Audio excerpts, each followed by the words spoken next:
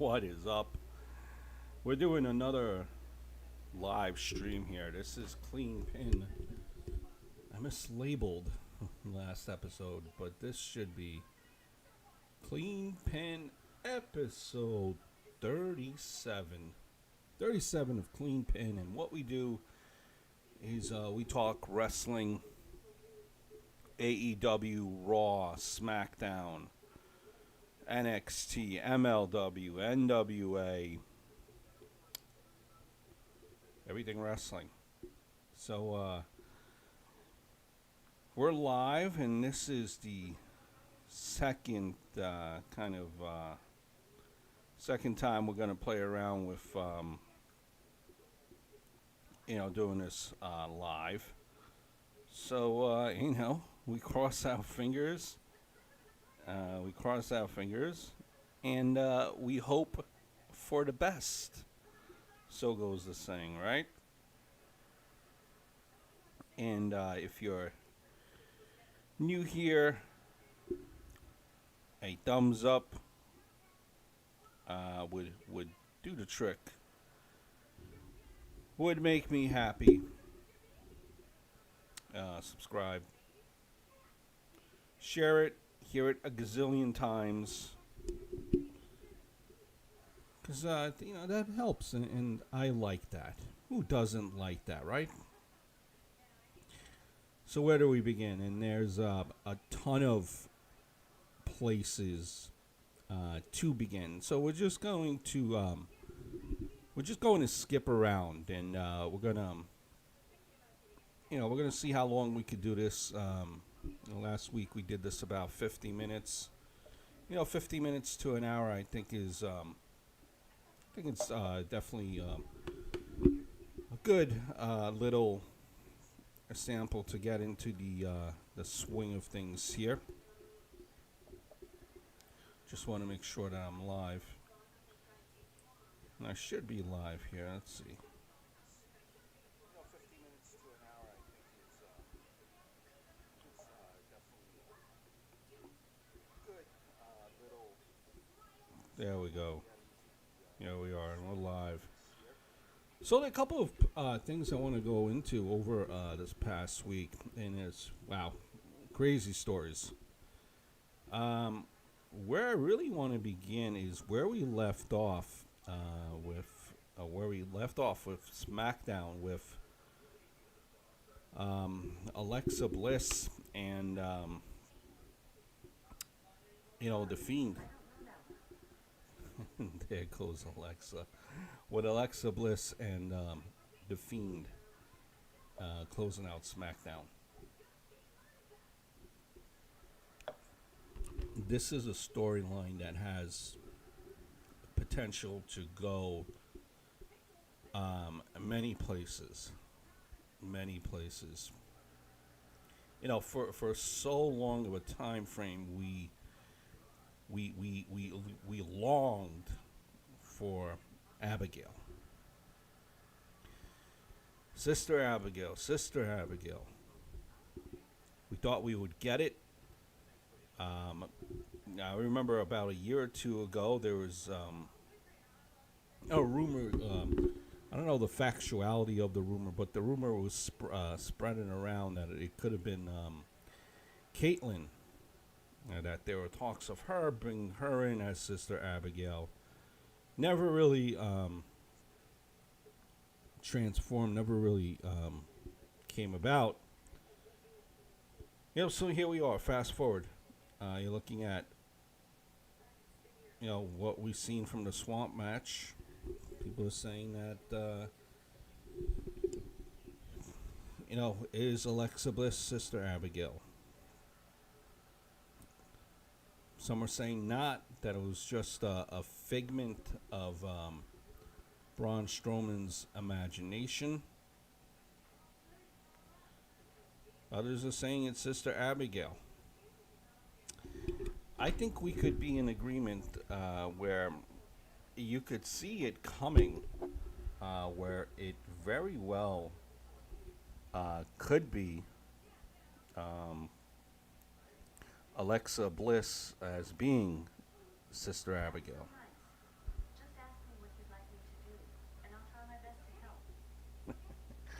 You hear Alexa in the background. I think she's at a point in Bliss. We won't say Alexa, we'll say Bliss. I think Bliss is at a point where she does need a character change. I think she's way more better than. She's way better a heel than a face.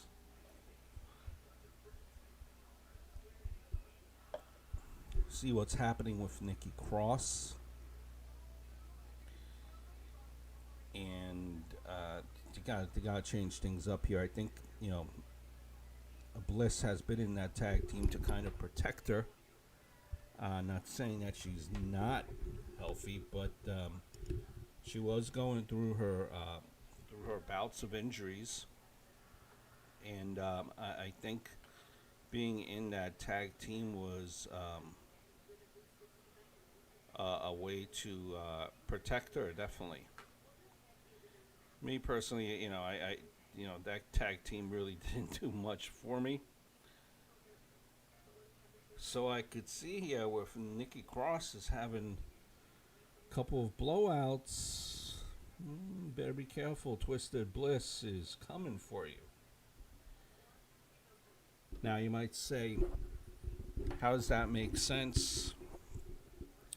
Why would they do this to Bliss? And why would Bray Wyatt do this to Bliss in the ring? Well, I just think that's part of the transformation. That was the step into the transformation to join the dark side. And I think this storyline has a world as potential. I think that's the way they're going. They'll definitely make Bliss a very evil character. And quite honestly, the storylines, especially SmackDown, Raw, especially, you need some sizzle.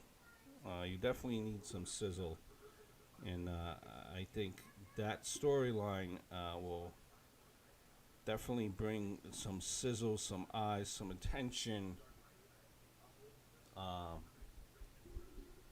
onto the product. So I like the way it ended. Don't be fooled. There's a reason why Bray did what he did to Alexa, just to kind of so-called an initiation. And I think that's gonna. I think you're gonna see Bliss a lot in the coming weeks. Both playing into the Braun storyline and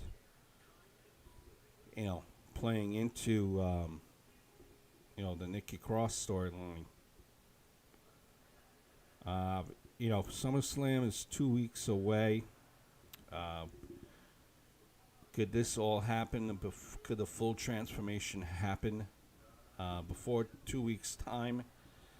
I don't know. I think this is just the beginning of the transformation. I don't think they're going to be able to pull it off right before SummerSlam. But it might maybe culminate at SummerSlam. So, you never know. I think it's a very interesting storyline. And I'm definitely looking forward to that storyline, where it goes. Another thing that kind of that I wanted to bring out that was of note to me, and I think it's something that AEW needs to kind of tie things over. On AEW Dynamite today, you've seen Eric Bischoff.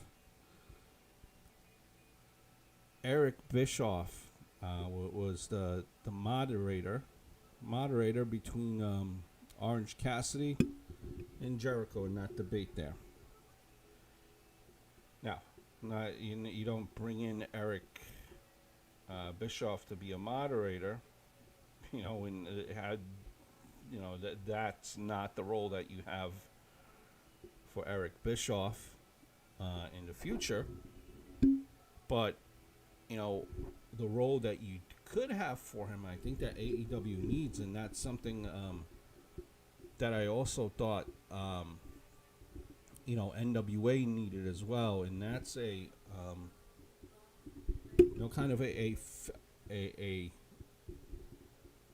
figure authority, a commissioner. Now, with this, I think we could all be in agreement that, when you looked at Raw and you looked at SmackDown, you had the Raw GM, you had the SmackDown GM. God, how could we forget about the anonymous Raw general manager? There came a point in time where it was overplayed and just overkilled and overdone. So now, if you bring in an Eric Bischoff, of someone that has some clout, some name recognition, he did run a company.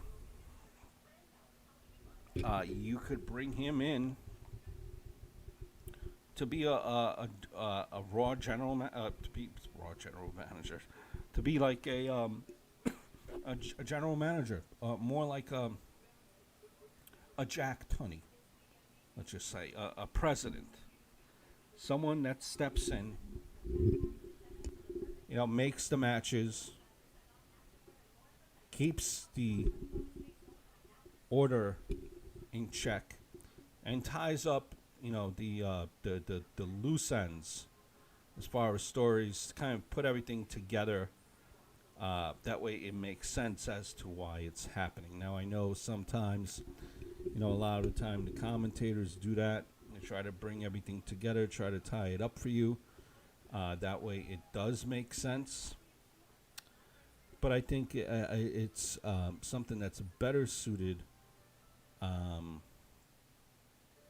for a president type, where you don't see him like a Jack Tunney again, where you don't see this guy every week. That way he gets played out and tiresome. But every once in a while, you keep the heels in check. A lot of the times heels you find on certain shows like to just throw out stipulations and make certain matches. And I get it, they're heels, that's what they do. But sometimes you need someone to keep them in check. And a president, or whatever you want to call it, a GM, would be good, I think, for AEW. It's actually would have been great for NWA as well. But that's, another story, unfortunately, as, I'm just shaking my head for NWA, man. I'm holding out hope, crossing my fingers for NWA. Speaking of which, of NWA and AEW, just kind of again, I've been down this road before with NWA. I'll say it again, and I'll shake my head in displeasure. Don't get me wrong, love Eddie Kingston. The guy's a great guy on the mic. Guy needs to make a living, needs to support, family. Wants to keep himself busy. He's just a guy that's associated with NWA. Now I know, he played with, he wrestled for different organizations prior. But I don't know, man. I just seen Eddie Kingston and I associated him with NWA. Exclusive. That's, to me, a big thing is exclusiveness. Exclusiveness. If a wrestler is exclusive to a certain product and you like that said wrestler, well, if he's exclusive to a certain product, guess what? You're going to watch that product that he's exclusive to. I just associated Eddie Kingston always with NWA. And, I know recently he was on an AEW match against Cody Rhodes. And, he is signed now officially with AEW. So congratulations to Eddie Kingston. For Eddie Kingston, you might say to me, well, listen, Eddie Kingston is not AEW. It's a bit of a stretch. Rock and Roll Express, they're definitely NWA to me. Well, in a preview next week, we see that Blanchard, Arn Anderson, and Rock and Roll Express are guests of FTR's Tag Team Appreciation Night. Gee, if you don't know what's coming, then, well, maybe you. Then, I got a bridge to sell you, and, that bridge is in Brooklyn.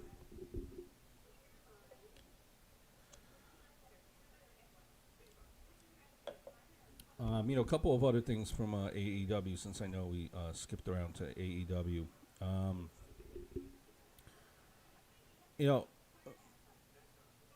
Matt Hardy kind of did a very passionate promo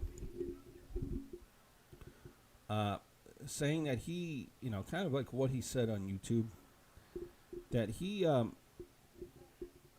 had thought his, first couple months would be better than what they have been, on AEW thus far. True. Like I said it before, I don't know what it is. Maybe the fact that there is no audience. I don't know. Maybe he tried to introduce too much too soon right away. But it does feel like he's missing something. So he's giving you this, it's kind of this promo that's like of this grizzled, veteran, and he has so much left in the tank still, and he's gonna want to prove everyone wrong. Well, and out comes Sammy Guevara. There, attacks him, lace him out completely, opens him up too. I don't know. We'll see where this goes. But if I'm not mistaken, is this not what we've seen of Matt Hardy in the WWE just before his contract expired? What am I missing here? Ain't this the same thing? I don't know. I don't know. It's just, my 2 cents. See, a lot of people are quick to kind of knock at WWE for creative and all of that, and a lot of the times, you see, other promotions copy the same thing, and it's just sometimes it just does not make sense to me at all. We'll take a small break here. Hold tight real quick. This is From the Bleachers Sports Show Do hit that like button, please. Thank you very much. Be right back. By the way, this is the shirt of the day. Macho Man, Randy Savage.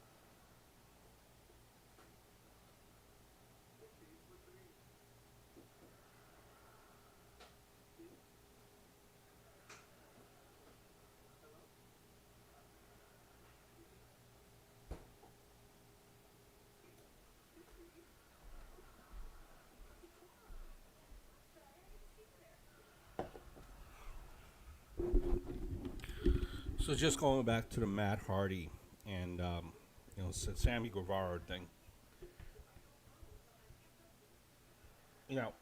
It's up to Matt Hardy.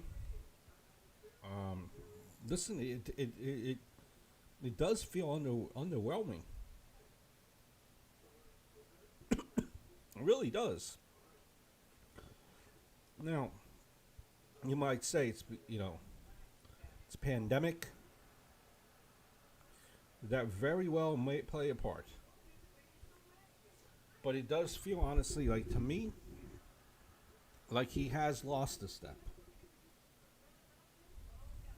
Now that he has Sammy Guevara back, from injury, which is who he was supposed to feud with, hey, let's see if he's going to prove the WWE wrong. And let's see if he could prove that he still has gas in the tank and he could take this, keep going. Because honestly, right now, the angle, Jeff seems to have a lot of momentum in what he's doing now too. It seems like the steam is behind Jeff, and he has a lot of momentum. So we'll see how it unfolds. We will see how it unfolds.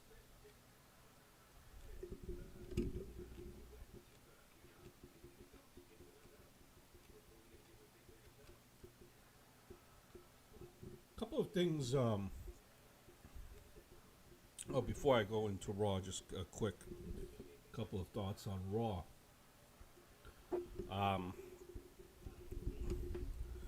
Darby Allin and John Moxley match. Great match. Great match. I don't know why though. And you could show, and I like the finish, the ending, where Moxley and Allen, I guess, are embracing, or Moxley, more like Moxley's embracing Allen. I just do not understand why Allen is going out there and just absolutely killing his body. week in and week out. He does not have to be doing that crazy stuff. Not at all. Week in and week in, it's a little bit too much.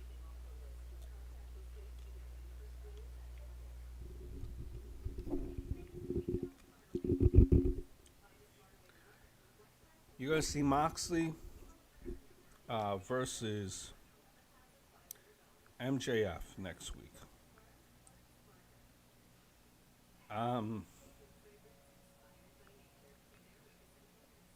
Is this not too soon? They could. A lot of times it feels like things are rushed quickly, right? And you don't have like you don't give you don't give things time to develop. Why does this storyline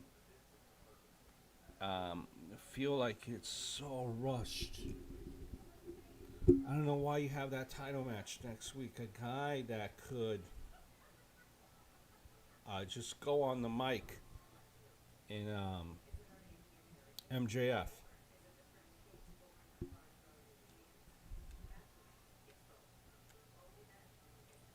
Why not? I don't get it. Why does everything have to be instant gratification? Now I know maybe I'm answering my own question because I know that we live in an instant gratification society. See, let me just double check if I'm not just spewing things out of my behind here.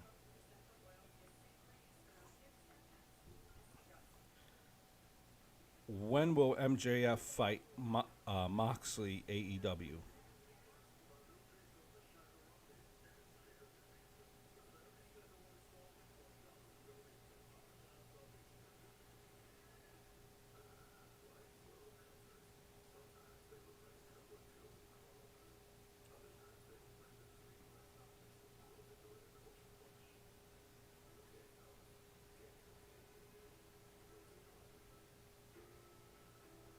All right, so this is actually, why did I think that there is a match, that they're having a match? Let's see. Next week's AEW Dynamite card.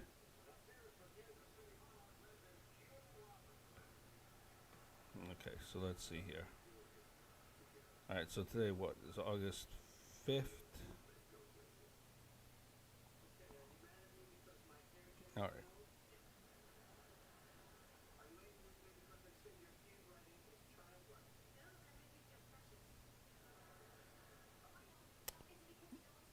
No, that's my bad. My mistake. It's not. All right. I was wrong. I thought I seen something. I'll be the first one to admit when I was wrong.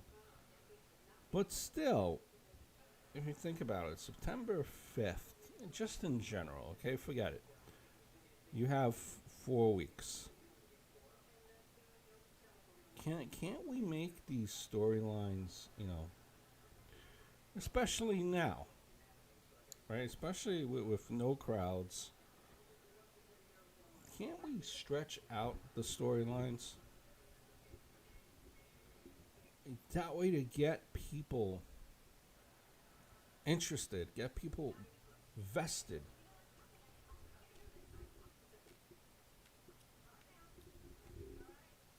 Get them vested into the match. Tell a story. Tell a story.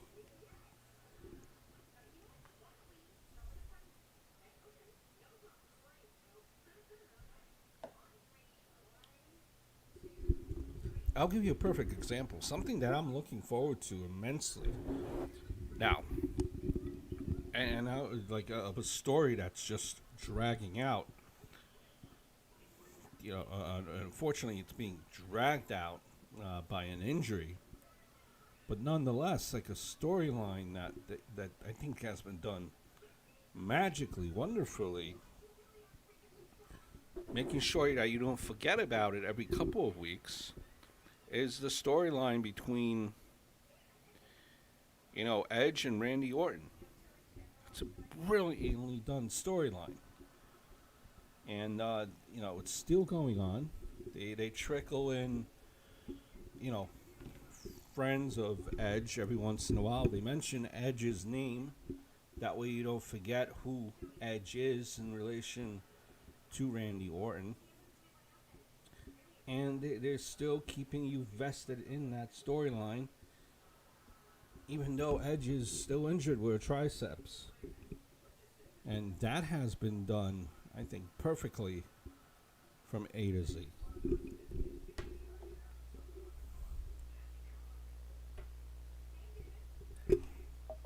Just longevity in storylines is something I think that'll help the product. At least one recommendation. Speaking of helping the product, Raw Underground was introduced to the viewing audience this past week. It started during the 10 o'clock hour there. And it would, zip in and zip out. Zip in and zip out. Some short little matches and, I guess, shoot fighting, for lack of a better word. And, Raw on the ground, it's, mostly, NXT performers that, haven't really been on TV yet. You also seen fights from Jeff Hardy in there. Like bare knuckles, like really, danky, bar room type of fighting setting. And it's on from, 10 to 11.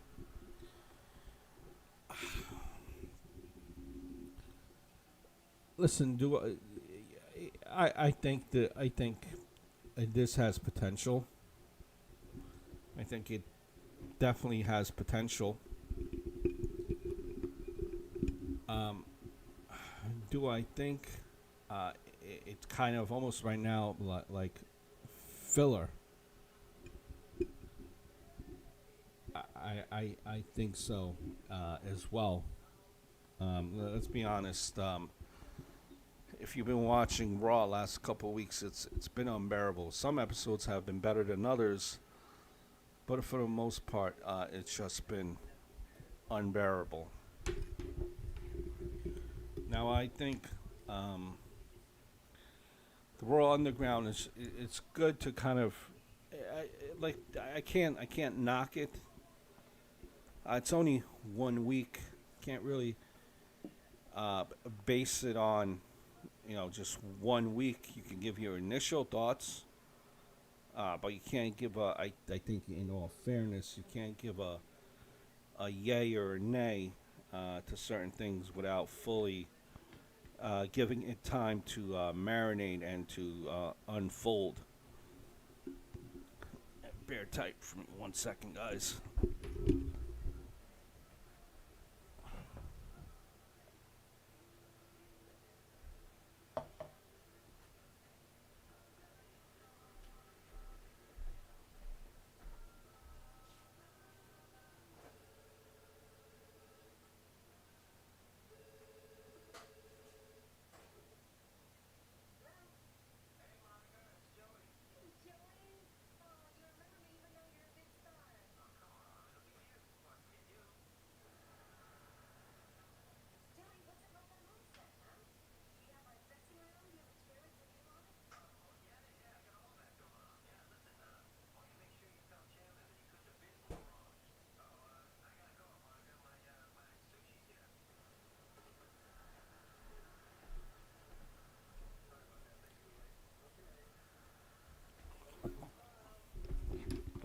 It does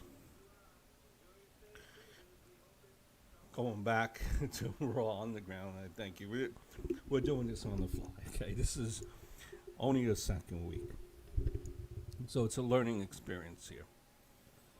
I'm really hungry, so got some nice strawberries, right? Nothing wrong with strawberry. Right now, it just feels like it's a little bit of filler.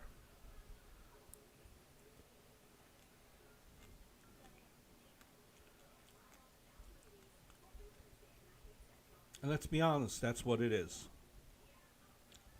Because the Raw roster is thin. It almost has, like a bear, like a fighting, like shoot fighting, like barroom fighting, almost like I don't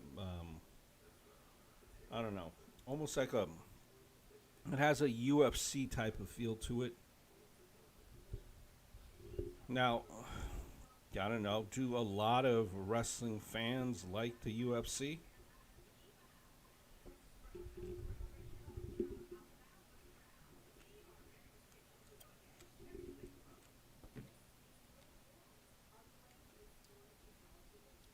I know a lot of fans that watch UFC, watched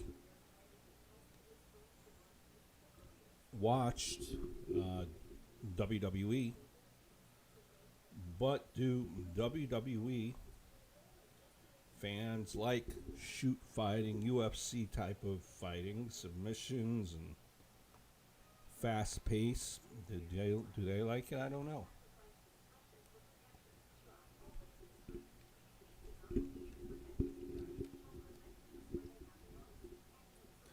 But it's a good avenue to introduce new characters and new people to you. Because it's very tough to do you know a 3 hour show for Raw. So you have to give it a chance. Again, you can't really form an opinion, after 2 weeks. After 1 week, rather.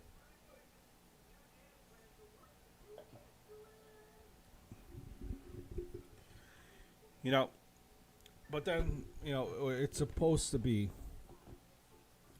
Now, they built this up as, and I think this will be your alternative. When you hear talk about,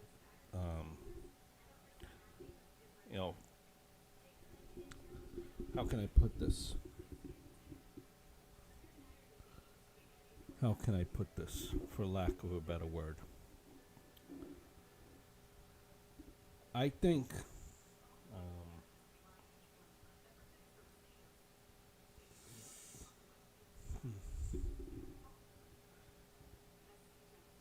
it has legs, okay? It just has to be done the right way, okay? It has this raw, you know, feel to it, and I don't know why the Hurt Business had to make an appearance on Underground Raw.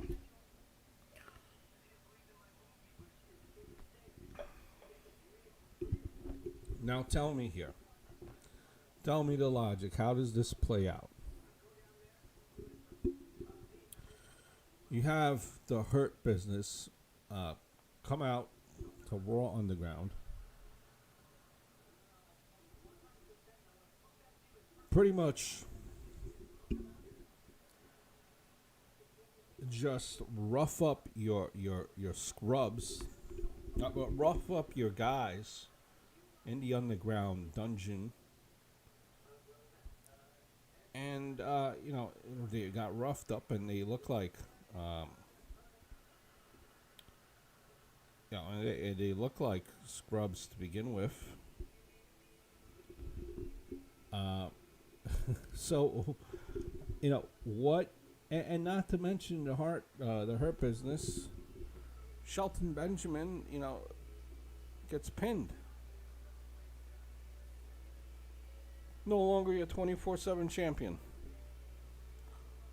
And MVP was not able to win against Apollo Crews, which we knew would be the case. And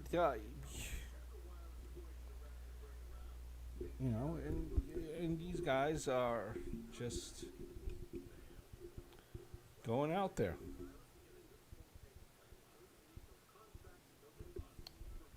Just going out there.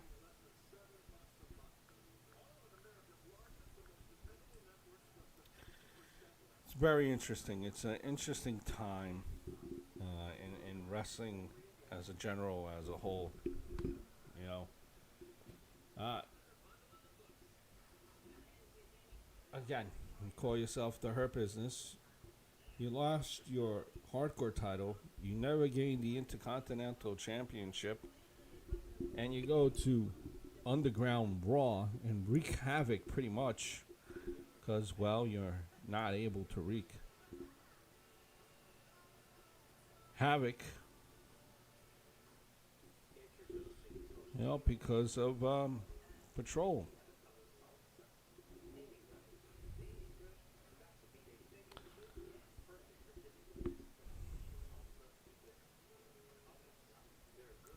I hope you're enjoying this episode of Clean Pin. Hit the subscribe button down below. We also cover baseball, football, hockey, and various other sports here for your sporting needs. Way better than ESPN. Hold on one tight.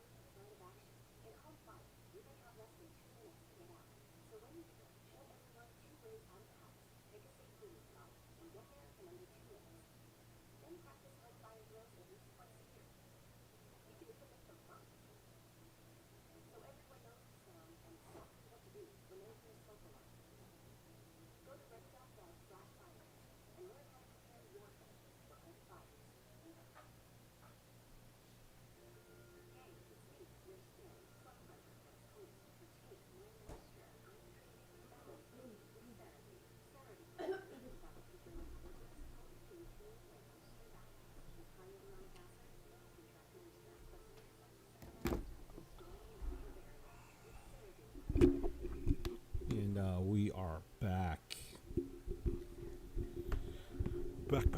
Back. So, again,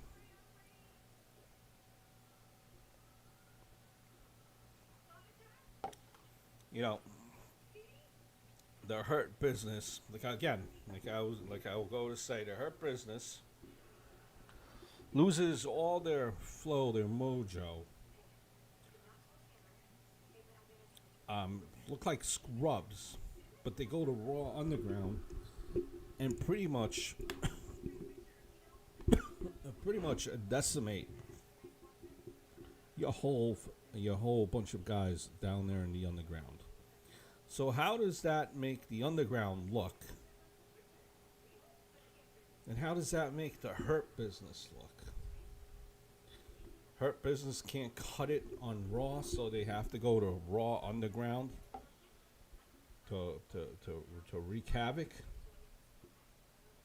Because they sure as hell didn't do it on Raw. They pretty much lost everything on Monday. So I just don't know what message it's meant to send by what they did. We learned that the group causing havoc, causing chaos outside that's going by the name of um, retribution. Retribution.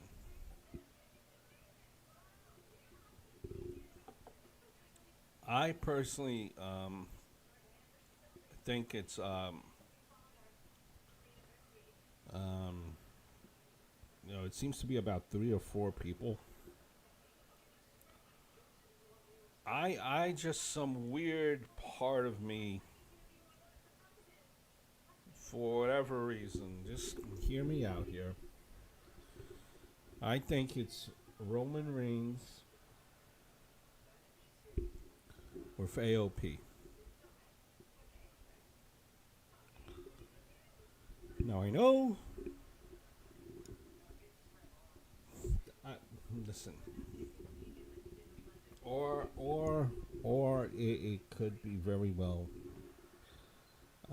It could be very well.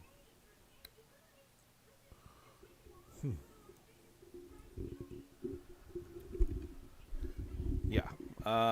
Just going back to my thought there.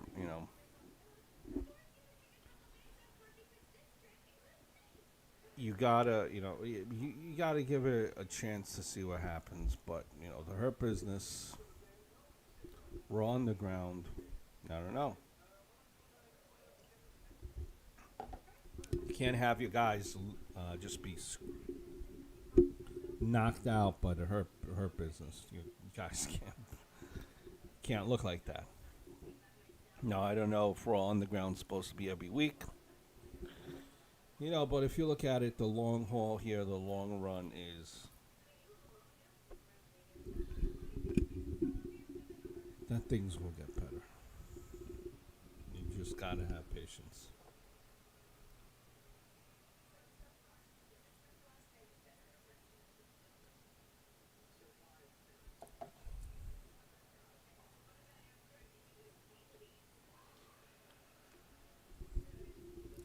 Impact news.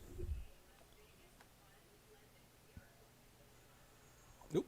Impact news, and we've seen Heath going up against Moose, and one of these stipulations was that Heath has to win to get a contract for Impact.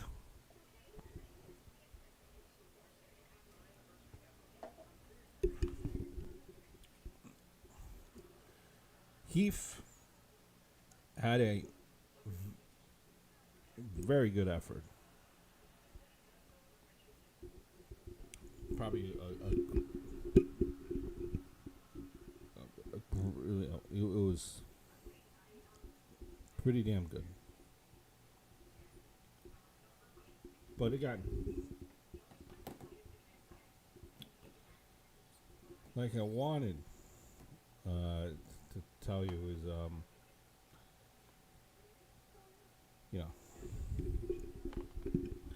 as I just lost my train of thought here.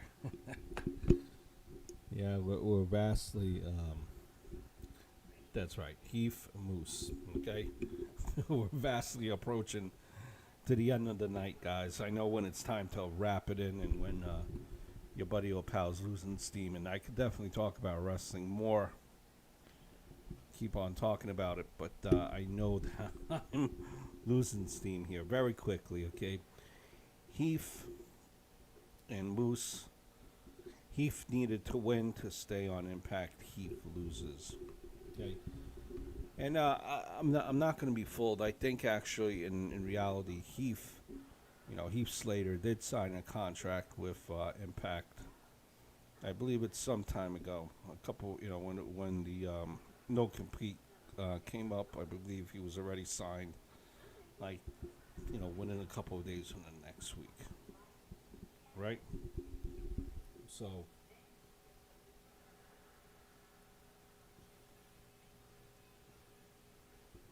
that was no big secret.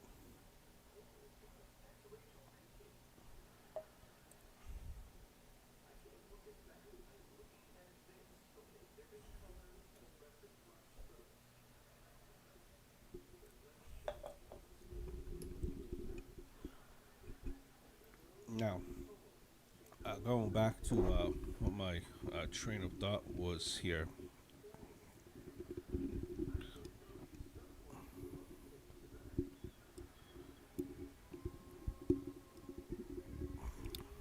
You know,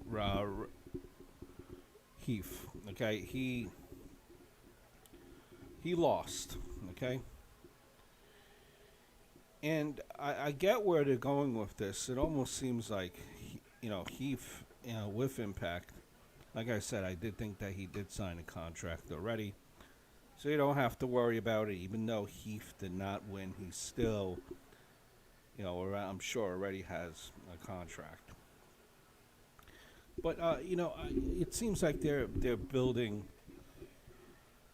Heath to be the lovable guy that's down on his luck, divorced guy, right? That type of angle, down on his luck. He got kids, and eventually he starts winning and turning everything around. Might be true. It might be true. And that's something that we would go out of our way to help. But,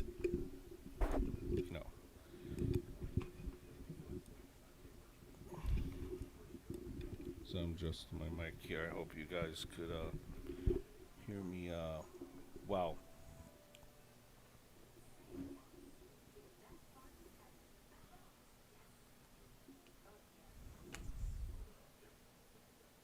There we go. Just want to make sure the camera is up and running.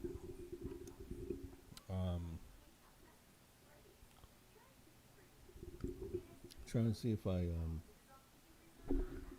need to cover anything else really. Sure there's something that I missed, and just thinking about what did I miss. That way I could address it.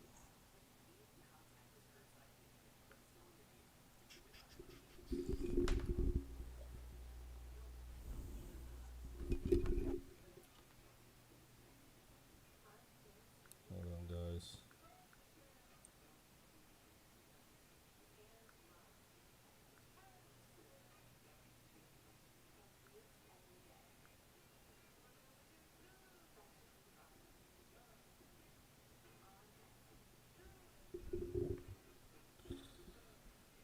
I believe that will be it for for wrestling. Let me see if I missed anything.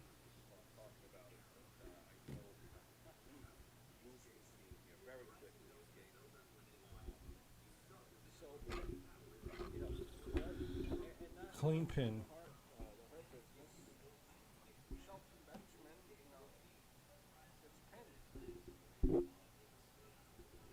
We're gonna have fun here, week in and week out. We're gonna improve this live stream. And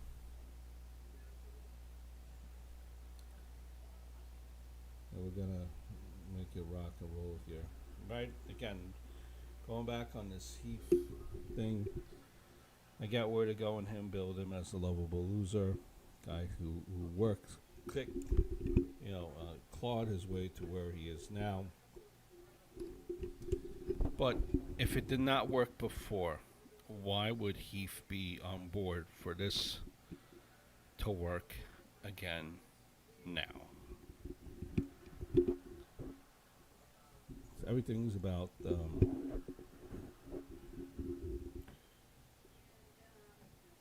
everything's about risk and reward. Second. Should I have anything here?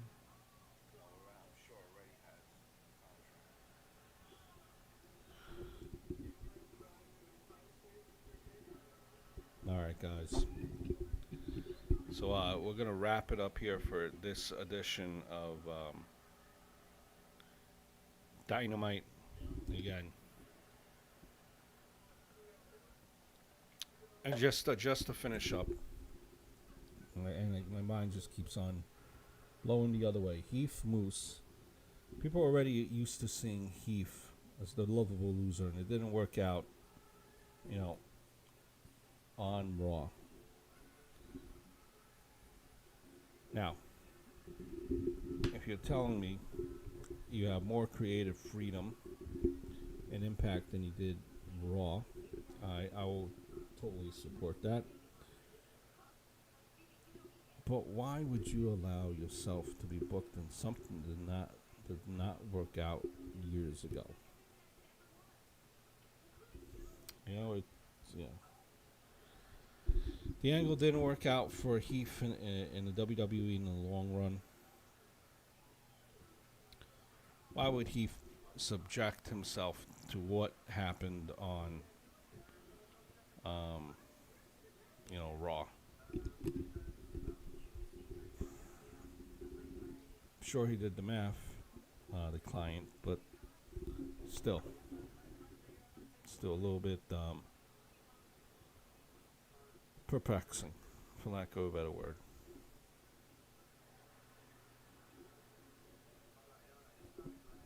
Alright, guys, so hope all is well. Look forward to speaking to you guys very, very soon next week.